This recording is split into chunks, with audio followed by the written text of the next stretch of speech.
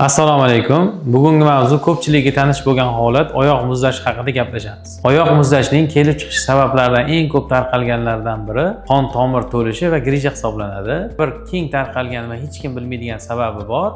Bu ya'ni muskullarning gipotonusi, muskul bo'shashishi hisoblanadi. Bu holatda bemorlarda Doppler tekshiruvlarida qon tomirlar to'lmagan, ya'ni o'sha qandli diabet miqdori normada. Xullas barcha analizda o'sha oyoq muzlashiga bog'liq bo'lgan analizda joyida chiqadi. Lekin bemorlar yillab shu dard bilan qiynalib yuradi. Yozgi issiq kunlarda ham paypoq kiyib yurishga majbur bo'ladi. Aslida buni sababi juda oddiy bo'ladi. Ya'ni o'sha muskullarning gipotonusi, muskul bo'shashib qolishi hisoblanadi. Muskul bo'shashib qolishidan ko'p muammolar tug'ilishi mumkin. Ya'ni o'sha tizza suyak yemirilishlari yoki shu grijalar yo bo'lmasa shu oyoqdagi muzlashlar. Endi hozir bugungi temamiz oyoq muzlashi bo'lgani uchun qanaqa ta'siri bo'ladi oyoq muzlashiga deyilgan savolga muskul bo'shashgandan keyin mayda qon tomirlar, ya'ni o'sha muskullarimiz nasos vazifasini bajaradi. Mayda qon tomirlar mushak oralaridan o'tgan hisobiga mushaklarimiz qisqarib yozilmasa qon yaxshi aylanmaydi. Ya'ni o'sha yurak orqali pastga qarab harakatlangan qon mushak yordamida kachat bo'lib tepaga qarab chiqadi. Endi mushak ishlamagandan keyin shu qon aylanishida sistemada buzilish bo'ladi. Tanamizda asosiy isitgich energiyasi qon bo'lganligi uchun qon yaxshi aylanmagandan keyin oyoqda muzlash hissi paydo bo'lishi boshlaydi. Bu holatda tanada qanaqa o'zgarishlar bo'layotganiga qarab turib, uy sharoitida ham taxmin qilsa bo'ladi.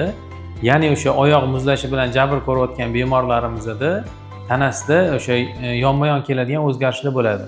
Oyoq muzlashi bilan bir vaqtda o'zida oyoqda kuchsizlik, ya'ni o'sha tanani o'zida charchoq his qiladi. Shu inson yurganda tez charchab qolish, qanaqadir uzoq masofaga yura olmaslik, ozgina yurib o'tirib olish shunaqa holatlar ko'p bo'ladi.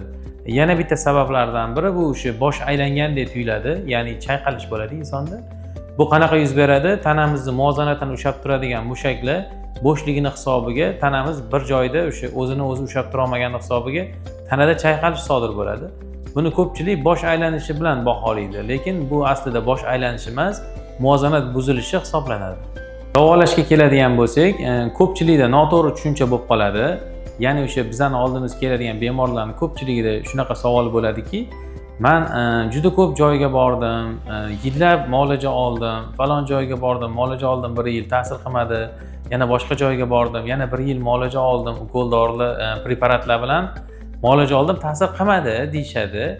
Endi bu yoqqa kelgandan keyin misol uchun 3 kun, 4 kun ichida yaxshi natija olishadi. Shuni aytishadi, men shuncha olgan preparatlarim havoga ketdimi, shuncha yildan beri muolaja olaman. Bu juda katta xato, noto'g'ri tushuncha deb baholaymiz buni. Chunki kasallik har doim ham bitta sabab bilan bo'lmaydi. Bir necha sabablar bilan ham bo'ladi.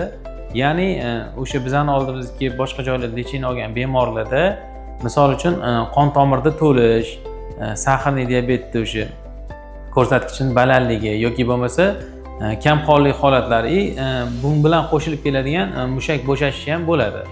Endi bu bemorimiz boshqa joylarda muolaja olganda shu qon tomirlaridagi to'lishlar, sahr ko'rsatkichlarining pastga tushishi, kamqonligi davo lechina olgan bo'ladi shu paytgacha.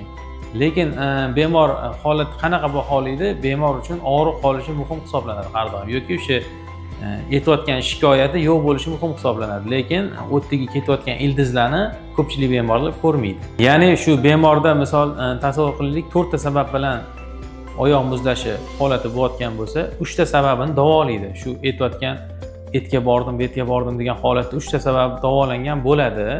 Lekin bemor o'zgarish sezmaydi. Nima uchun? Chunki ya'ni o'sha bitta sabab qolgan bo'ladi. O'sha oyoq muzlashini sabablari, shu muskul bo'shash sababi qolgan bo'ladi. Uni bartaraf qilingandan keyin bemor o'zida oyog'ida issiqlik his qiladi. Endi shu holatda noto'g'ri tushuncha ketib qoladi. Shuncha preparatlarim olgan, muolajalarim bekor ketdi degan noto'g'ri tushuncha bo'ladi. Yo'q, bekor ketmagan. Hammasi o'z o'rniga, o'z manziliga yetib borgan bo'ladi. Faqat kasallikning ildizi 3 ta, 4 ta bo'lgani uchun siz o'zgarishni boshda bemor o'zgarishni boshda sezmagan bo'ladi. Agar sizda ham shunaqa muammo, oyoq muzlashdan aziyat chekish holatlari bo'layotgan bo'lsa, Neyrobalans klinikasiga murojaat qilsangiz bo'ladi. Bu yerda mutaxassislar sizga kasalligingizni ildizini topib, davolashga yordam beradi.